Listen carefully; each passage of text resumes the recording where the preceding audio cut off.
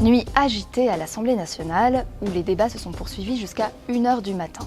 C'est dans un climat tendu que les députés ont voté en première lecture l'article 2 du projet de loi contre les violences sexuelles et sexistes. Alors pourquoi cet article est-il si controversé? L'opposition, emmenée notamment par Clémentine Autain, dénonce un risque de déqualification massive des viols, c'est-à-dire de leur jugement en délit et non plus en crime. Ce à quoi Marlène Schiappa répond: mensonge et manipulation politique. Alors qu'en est-il exactement? Non, cet article 2 ne devrait pas faciliter le passage des affaires de viol en correctionnel, pas plus qu'aujourd'hui. C'est même l'inverse pour 2 raisons.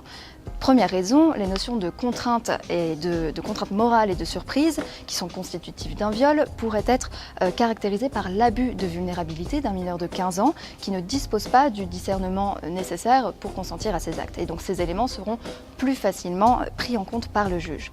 Deuxième raison, la victime peut demander de manière subsidiaire la qualification en atteinte sexuelle. Et là, oui, il s'agit en effet d'un délit, mais réprimé plus durement que ce qui existe aujourd'hui, puisque la peine serait doublée jusqu'à 10 ans de prison dans le pire des cas, contre 5 aujourd'hui. Il faudrait toujours néanmoins démontrer l'absence de consentement. Et c'est là que le bas blesse, puisque Marlène Schiappa, soutenue par Emmanuel Macron, avait annoncé la création dans la loi française d'un âge de consentement à une relation sexuelle pour un mineur de 15 ans, lorsque cette relation sexuelle a lieu avec un majeur.